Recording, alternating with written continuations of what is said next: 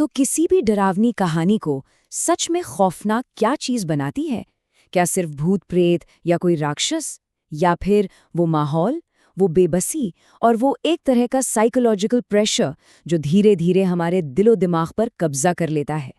आज हम एक हिंदी एनिमेटेड हॉरर स्टोरी की एक एक परत को खोल कर देखेंगे और समझेंगे कि ये कहानी डर को किसी आर्ट की तरह कैसे बुनती है। कहानी की शुरुआत ही इस लाइन से होती है, और सच कहूं तो पहली ही लाइन एक जबरदस्त माहौल सेट कर देती है। ये सिर्फ एक वाक्य नहीं है, ये तो एक बाउंड्री है, एक लकीर, सभ्यता और जंगल के बीच, सुरक्षा और खतरे के बीच। मतलब पहली लाइन से ये साफ हो जाता है कि हमारा हीरो आर्यन एक ऐसी दुनिया में कदम रखने वाला है जहां शहर के नियम कानून काम नहीं करते, और बस यहीं से वो बेचैनी की शुरुआत हो जाती है। देखिए, किसी भी हॉरर कहानी की सक्सेस न उसके कैरेक्टर पे डिपेंड करती है।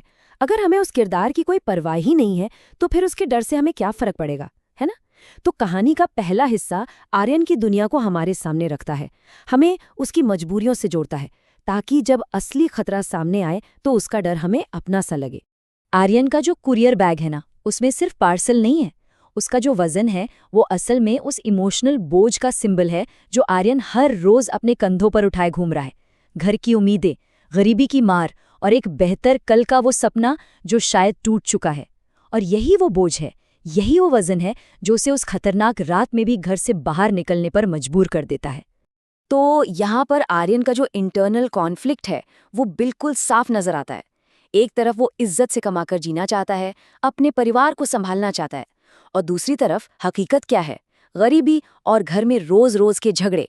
और विडंबना देखिए, आयरनी देखिए, उसका शराबी बाप जो ज्यादातर टाइम उसके दुखों की वजह होता है, वही पैरा इंसान होगा जो उसे आने वाले खतरे के बारे में वॉर्न करेगा। ये बात उनके रिश्ते की कॉम्प्लेक्सिटी को और आने वाले खतरे की सीरियसनेस को, दोनों को दिखाती है।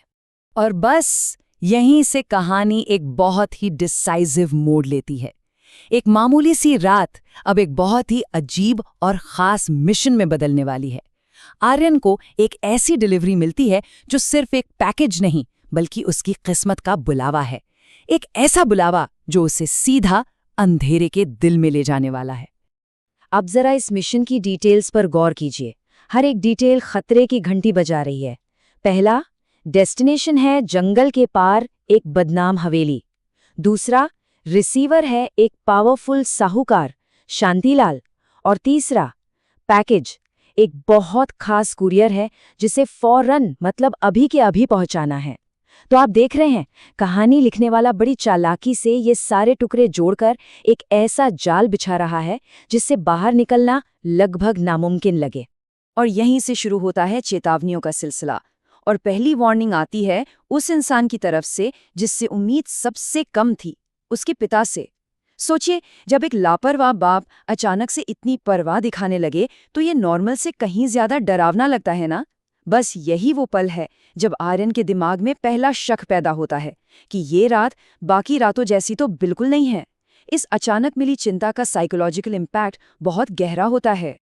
तो जो डर अभी तक उसके पिता का पर्सनल डर था, अब वो पूरे गांव की दहशत में बदल जाता है। दीनदयाल चाचा की वार्निंग इस जगह को एक मामूली खतरे से उठाकर एक स्थापित श्राप का लेवल दे देती है। देखिए, जब पूरा का पूरा समाज किसी एक जगह को मनहूस मानने लगे ना, तो उसका खौफ 100 गुना बढ़ जाता है। यहाँ कहानीकार एक के बाद एक चेतावनियां सामने ला रहा है, और ये सिर्फ रिपीटिशन नहीं है, ये एक बहुत ही स्मार्ट लिटरेरी टेक्निक है जिसे हम फोरशैडोइंग कहते हैं। पहले पिता, फिर पड़ोसी और अब उसका बॉस। हर वार्निंग आर्यन के लिए एक एक करके सारे दरवाजे बंद कर रही है। एक तरह की दमघोटू क्लोस्ट्रोफोबिक सिचुएशन बन रही है जहां आगे बढ़ने के सिवा और कोई रास्ता ही नहीं बचा है। और फिर साइकोलॉजिकल डर की सारी हदें टूट जाती हैं। अब जो चेतावनी आती है वो इंसानी नहीं है, वो सुपरनैचुरल है। बरगद के पेड़ के नीचे बैठा एक मिस्टीरियस आदमी उसे साफ साफ शब्दों में कहता है कि वो मौत का पैगाम लेकर जा रहा है। तो जो डर अब तक सिर्फ एक अंदेशा था, एक अनजाना खौफ था, अब वो एक भयानक हकीकत बन चुका है। तो बस कहानी अपने पीक पर पहुंच चुकी है। सारी चेतावनियां, सारे डर पीछे छूट गए हैं। आर्यन अब उस मनहूस हवेली के दरवाजे पर खड़ा है, और यहां से वापसी का कोई रास्ता नहीं है। अब उसे आमने सामने मिलना है उस खौफ से जिसका जिक्र हर कोई कर रहा था। हॉरर फिल्मों या कहानियों में ना कभी कभी खामोशी किसी भी चीख से ज्यादा डरावनी होती है, और राइटर यहाँ बिल्कुल यही करता है। वो आवाज की कमी का इस्तेमाल करता है ताकि हमारे सारे सेंस एकदम अलर्ट हो जाएं। सोचिए, सन्नाटा इतना गहरा, इतना भारी है कि आर्यन को अपनी सांसों की आवाज भी शोर जैसी लग रही है। ये टेंशन को एकदम टॉप पर ले जाने का एक बेहतरीन तरीका है। और अब हवेली के अंदर से एक चेतावनी मिलती है, और ये अब तक की सबसे असरदार वार्निंग है। नौकर सुखी राम की आवाज में जो खौफ है, जो बेबसी है, वो इस बात का पक्का सबूत है कि खतरा सिर्फ बाहर की कहानियों में नहीं है, बल्कि वो इन दीवारों के अंदर जिंदा है और सांस ले रहा है। ये भागने का आखिरी मौका है। एक बात हमेशा याद रखिए, जो खतरा हमें दिखाई नहीं देता वो हमेशा दिखने वाले खतरे से ज्यादा भयानक होता है। हमें कोई राक्षस दिखाया नहीं जाता, नहीं, बल्कि उसकी मौजूदगी को महसूस करवाया जाता है। किसी के पागलों की तरह हंसने की आवाज, और फिर अचानक एक ऐसी चीख जो खून जमा दे। ये आवाजें हमारे दिमाग को मजबूर करती हैं कि हम खुद उस खाली जगह को भरें, और यकीन मानिए, हमारी कल्पना किसी भी तस्वीर से कहीं ज्यादा डरावनी चीज बना सकती है। और फिर खौफ का चेहरा हमारे सामने आता है। साहूकार शांतिलाल अपनी कुर्सी पर बेजान पड़ा है। उसका चेहरा नीला पड़ चुका है और उसकी खुली हुई आंखें सीधे छत को घूर रही हैं, जैसे वो एक अनकही कहानी बता रही हों। जैसे मरने से ठीक पहले उसने कुछ ऐसा भयानक देख लिया था जिसे बर्दाश्त करना किसी भी इंसान के बस की बात नहीं थी। और इसी पल कहानी का जो रहस्य था वो पूरी तरह से सुपरनैचुरल टेरर में बदल जाता है। शांतिलाल की आवाज आती है, लेकिन उसके जिस्म से नहीं, कहीं और से। और वो आवाज अपने असली इरादे बताती है। उसे अब वो पार्सल नहीं चाहिए, उसे चाहिए इस जवान लड़के की, आर्यन की गरम बलि। और ये पूरी कहानी का सबसे ज्यादा खौफनाक और दिल दहला देने वाला मोमेंट है। तो अब सोचने समझने का टाइम खत्म हो चुका है। कहानी का फोकस अब सिर्फ एक चीज पर है, जान बचाकर भागो। कहानी की रफ्तार तेज हो जाती है, और हर गुजरते पल के साथ जिंदगी और मौत के बीच का फासला कम होता जा रहा है। और ये भागदौड़ सिर्फ कोई पीछा नहीं है, ये इमोशंस का एक तूफान है। एक तरफ साहूकार की आत्मा का वो खौफनाक हुक्म, दूसरी तरफ सुखीराम का वो दिल दहला देने वाला बलिदान, जो आर्यन को भागने के लिए कुछ कीमती सेकंड्स देता है। और फिर आर्यन की उस घने काले जंगल में अंधी दौड़, उसके हर कदम में उसका दर्द और बचने की बेकाबी साफ महसूस होती है। ठीक है, तो वो जो जान का खतरा था वो फिलहाल के लिए टल गया है, लेकिन कहानी अभी खत्म नहीं हुई है।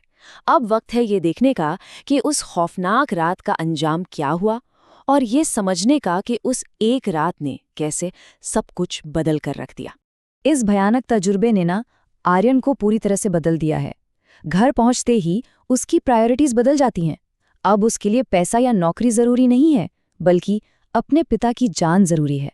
हाँ, वही पिता जिससे वो कहानी की शुरुआत में लड़ रहा था। ये दिखाता है कि कैसे कोई बड़ा सदमा कभी-कभी हमें उन रिश्तों की कीमत समझा देता है जिन्हें हम अक्सर फॉर ग्रांटेड ले लेते हैं। लेकिन बुराई इतनी आसानी से पीछा कहाँ छोड़ती है। दूर पहाड़ी पर बनी उस हवेली से आती रूह कंपा देने वाली चीखें एक रिमाइंडर हैं, एक याद हैं कि भले ही वो जिस्मानी तौर पर वहां से बच निकले हों, लेकिन उस रात का साया हमेशा उनके साथ रहेगा। मतलब फिजिकली बच निकलना, मेंटली आज़ाद होना नहीं है। और आखिर में कहानी हमें इसे एक परेशान करने वाले सवाल के साथ छोड़ जाती है। क्या आर्यन उस काली रात के साये से सच में कभी बच पाया, या फिर वो साया अब हमेशा के लिए उसकी रूह का एक हिस्सा बन गया है? देखिए, ये कहानी सिर्फ एक रात के डर की नहीं है, ये उस सदमे की कहानी है जो शायद जिंदगी भर इंसान का पीछा नहीं छोड़ता।